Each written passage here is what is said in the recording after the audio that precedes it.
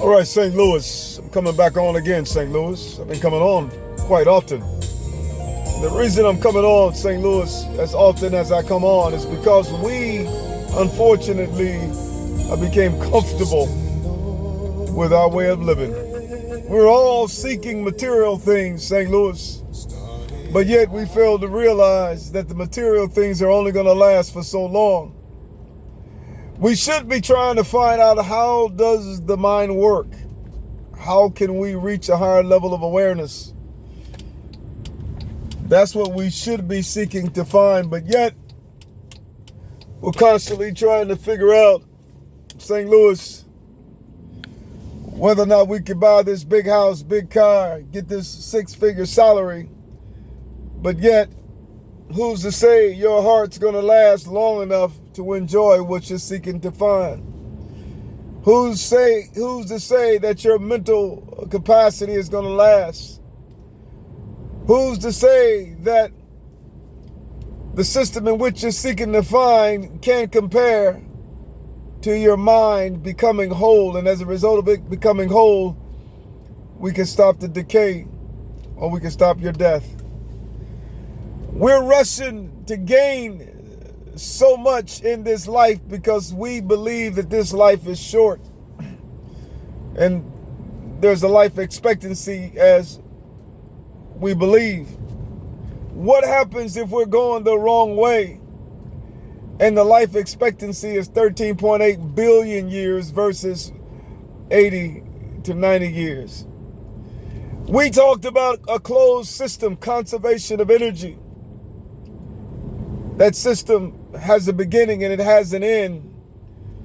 But is it possible that there is another system that we must find which will allow us to understand that we never understood?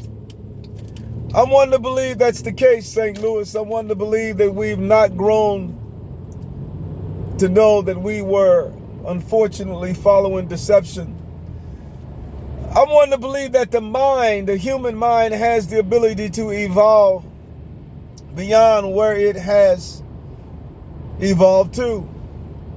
Because if you do the math, the human mind is birthed, then the human mind decays, and subsequently is placed in the grave.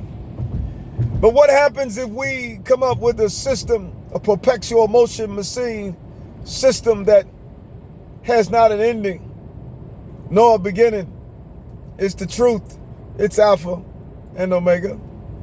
Is it possible that we have never evolved in mind before the body decayed? Subsequently, the body was incapable of carrying the mind because the mind wasn't strong enough to keep the body functioning properly. What happens if we go in the opposite direction of where we're going? Is it possible that the mind that goes in the opposite direction of the laws of thermodynamics would literally cause the body to harmonize with that mind, and as a result, it would change space and time? I'm one to believe that we're seeing the world through a glass darkly, and as a result, we've come up with technology such as space shuttles and Voyager 2 and all types of technology, but yet we fail to realize the technology is being contained in an enclosed system based upon the laws of thermodynamics. I'm one to believe that the only thing possible that will allow us to leave a system would be what's on your shoulders, but yet you have no shoulders. You're just encoding the environment and the information around you that appears to be truth and appears to be physical, but yet it's only a sound. We must work diligently, unquestionably hard, because if not, we will continue to follow the trajectories to nowhere.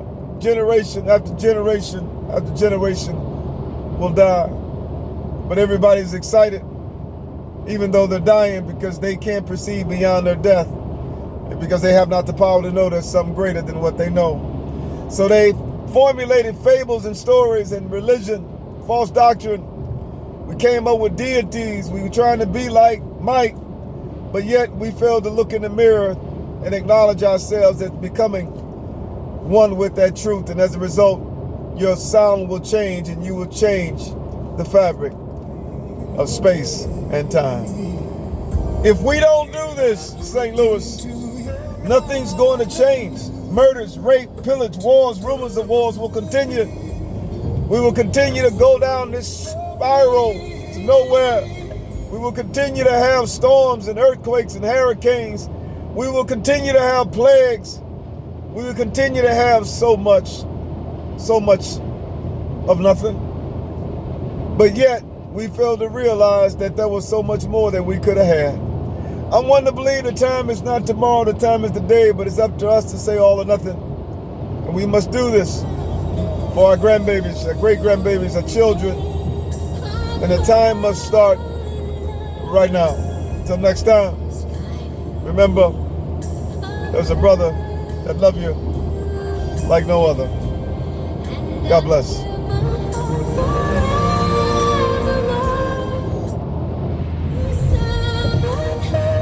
All right now, St. Louis. Let's take that mountain, St. Louis, and when we take it, we're going to turn the light on. God bless. Oh, yeah.